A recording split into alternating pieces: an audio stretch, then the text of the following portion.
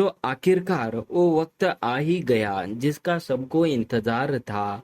Chandrayaan 3 successfully चांद पर land कर चुका है और भारत ने इतिहास रच दिया है और भारत चौथा देश बन गया है जो कि चांद पर सक्सेसफुली एक यान को लैंड करा दिया। तो दोस्तों, अब यह सवाल उठता है कि यह मिशन कितने दिनों तक का रहेगा और इसका लाइफ कितना होगा।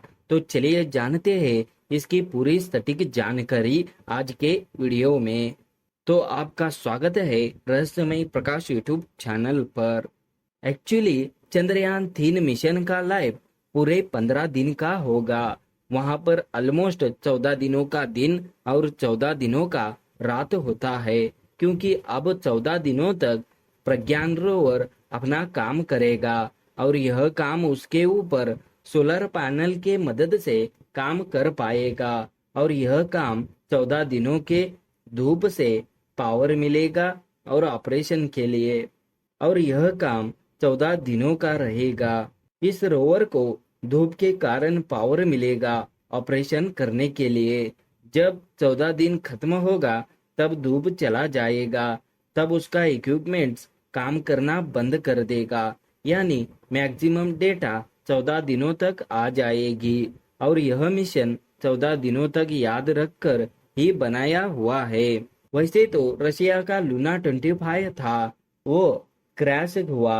अगर वो लैंड अच्छी तरह हो जाता तो उसके अंदर एक पावर जनरेटिंग टेक्नोलॉजी था जो 1 साल तक काम करता। फिलहाल चंद्रयान जो है 14 दिनों तक रिसर्च करेगा साउथ पोल में, जैसे कि वाटर, हेलियम 3 और कई चीजों का भी पता लगाएगा। यह मिशन किस लिए हुआ है जानते हैं। दोस्तों, जब किसी भी प्लेनेट जब जाओगे वहां ऐसे बहुत सारे मिस्टेरियस जगह होते हैं जो हमारे लिए बहुत ही मिस्टेरियस साबित होते हैं। जैसे कि एक्सट्रीम कंडीशन होते हैं जो नॉर्थ और साउथ पोल में मौजूद होते हैं। रिसर्च के मुताबिक साउथ पोल में प्रेशंस ऑफ वाटर बहुत ज्यादा मौजूद है और साउथ पोल में एक ऐसा रीजन है जो कभी भी धूप नहीं पड़ता, जो परपेचुअल डार्कनेस हजारों सालों से है। वाटर है जो बहुत सिंपल लगता है, लेकिन साउथ पोल में वाटर रीजन दिखना बहुत ही मुश्किल होता है क्योंकि वहां पर सनलाइट नहीं पहुंचता। इसलिए ऐसे कंडीशन है जो पानी उस जगह पर जमी हुई रह सकती है बहुत सालों तक। क्या आपको पता है जो पानी का एविडेंस पोल पर मौजूद है उसे चंद्रयान 1 पहली बार दिखाया था। आप इसकी फोटो देख सकते हैं। चंद्रयान 1 ने 15 साल पहले ही पता लगाया था। इसलिए जो ऑर्बिटर यहाँ लैंडर और रोवर के मदद से होते हैं जो सारे डेटा हमारे तक पहुंचा सके, जो हमारे देश का है या दूसरे देश का हो, जो ऑर्बिट में घूम रहे हैं उन्हें ऑर्बिटर ने डेटा भेजा जाता है। आइस वाटर ट्रैप्ड करते हैं और साउथ पोल के जो क्रिएटर्स है वो सनलाइट से टच नहीं होते, इसलिए जैसे था वैसे ही है। इसमें हमें जो डेटा मिले जो हमारे सोलर उत्पत्ति के लिए बहुत बड़ी जानकारी की बात है।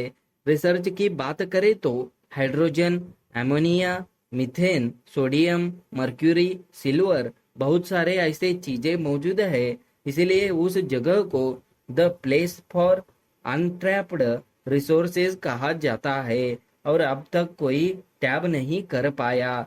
चांद पर टेम्परेचर है जो -150 से -250 तक रहता है। ऐसे टेम्परेचर में भी इंस्ट्रूमेंट काम करते हैं। हमारे यूनिवर्स में ऐसे कई एलिमेंट है जो हमारे लिए और हमारे धरती के लिए रेयर होते हैं।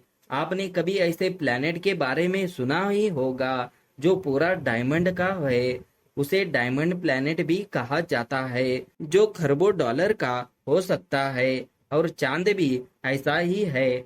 ऐसे चीजों चांद के लिए रेयर नहीं है। याट्रिम और कैनेडियम ऐसे मिनरल है जो हमारे लिए रेयर है। ये दोनों व्हीकल इंजन में इस्तेमाल होता है। इलेक्ट्रॉनिक डिवाइस में और रडार सिस्टम में भी ऐसा यूज होता है। सुपर कंडक्टर में भी यूज होता है। हीलियम 3 यह एक ऐसा गैस है जो पावरफुल फ्यूल के लिए यूज होता है।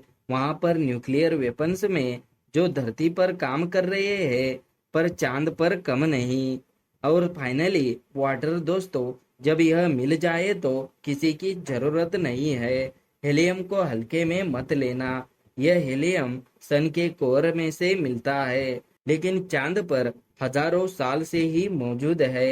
हीलियम के साथ silicon, magnesium, iron, calcium, aluminium, silver, gold, यह चीजें चांद पर मौजूद है।